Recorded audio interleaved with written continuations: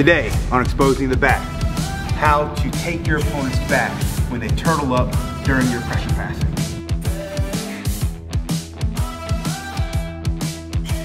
All right guys, I'm gonna give you guys two options today from one of my favorite positions and favorite grips. It's what I call the rodeo grip when I get my opponent to turtle. So you guys check it out, let's go.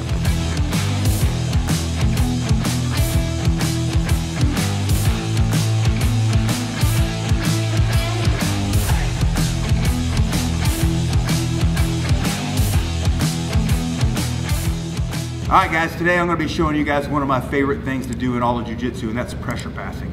If you ask anybody I've ever fought in a competition and or my students, you will hear that he loves to put a lot of pressure on people as he passes the guard. It's what I absolutely love to do. Okay, so I'm going to give you guys one of the most common scenarios that I'll utilize to pressure pass my opponents, and that's baiting the triangle. Alright, I realized very early in Jiu-Jitsu that I was very difficult to triangle, so I often utilize the baiting of allowing my opponent to think they're going to triangle me to set myself up for pressure passing situations. Okay, so if I'm in my opponent's closed guard, what I'll do is a lot of times I'll take my hand, I'll stick it in here back behind his ankle. Right, when I stick it in back behind his ankle and I start to shove my hand in, he's going to go for his triangle. So he shoots his triangle up. What I do is I drop my shoulder, I control the thigh right here, and I immediately pull this hand out and I go to the back of his thigh right here. Okay, I want my hand turned in this direction where it's facing the leg and not this direction, because he'll be able to pull that hand off and then I will be in trouble. So,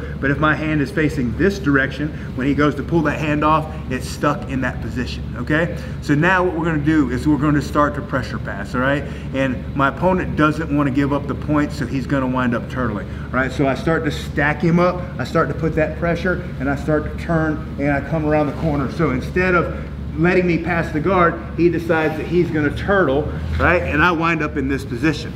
All right, so this is a position, a scenario I wind up in a lot. So I like to utilize what I call the rodeo grip. All right, the rodeo grip requires me to slide my hips behind his hips. Okay, my feet are on the ground, but I put my thighs on top of his hips and I put my weight down in the back of him right here, keeping him in a turtle position. To help continue to secure this, I'm going to get my four-finger grip right in the back of his collar, and I'm going to put my elbow right down the middle of his spine right here. Okay, so the pressure on his hips where I'm sitting and the pressure from my elbow down the middle of the spine is what's keeping him from rolling out of this turtle position. If I have my elbow out whatsoever, he's going to be able to turn and roll out of there. So keep that elbow down the middle of the spine and put your elbow right in the middle of your spine when you do this. All right, now from here, depending upon what I'm trying to do, I can often switch from one grip to the other grip as I'm trying to open things up. So the first scenario that we want to do from here to get to the back is just a big pull backwards. Okay, and this is how I set my feet. All right, so I'm looking to open it up on one side or the other by just giving him a big pull like that, and I can step my foot over.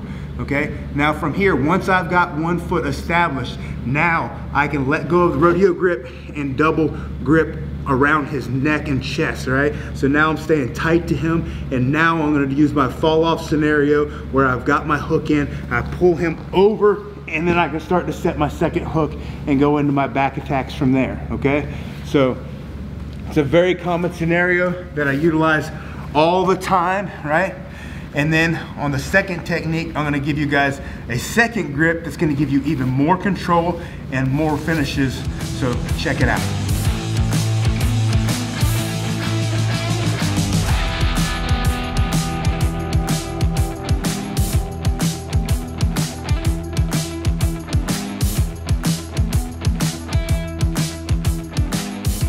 All right guys, the second option I'm going to give you guys today, we're going to be adding a secondary grip that's going to add to our rodeo grip's control and offer us more finishes as well as once we get to the back. So we're going to go into the same scenario. So I'm in my opponent's closed guard here. I'm going to take my hand, I'm going to stick it in behind their leg, anticipating the triangle setup.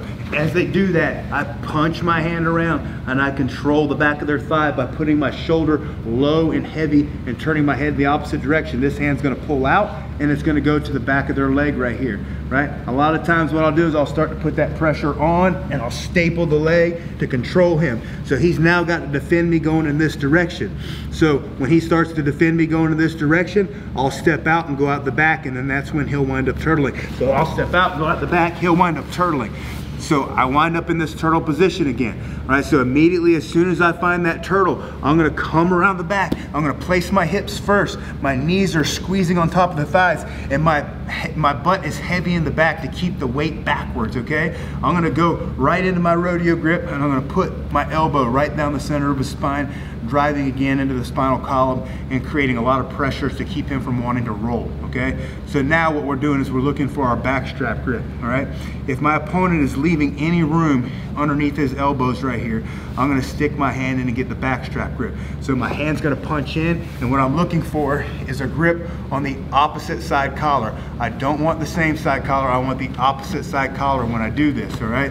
So underneath him, I'm punching my hand in, and I'm getting a grip on the opposite side collar. This is gonna provide me a lot of leverage when I go to pull him off to the side here, okay? So now, a lot of times when I get this grip, he's gonna cover up this hole on this side and not let me get my foot in. I'm okay with that because I'll step right over his shoulder when I do this one, okay? So I'm here and I'm here. As long as I've got this backstrap grip, I'll step that foot over, and whether his arm is in there or not, I'm gonna roll off to my shoulder to this side, pulling him with me, right? And then I can set my second foot as I go over here, and this is going to allow me already a grip to go in straight into my chokes from here because I've already got one grip in the gi, okay? So it's going to give you a lot more finishing options from there, all right? Utilizing the rodeo grip with the backstrap grips, one of my favorite techniques. In all the competitions that I get an opponent to turtle, I always try to set those things up. I think they're super successful, so I want you guys to try them, try to utilize them in your game, and let me know how it goes. Just leave me a comment down below, and we'll see you guys on the next one.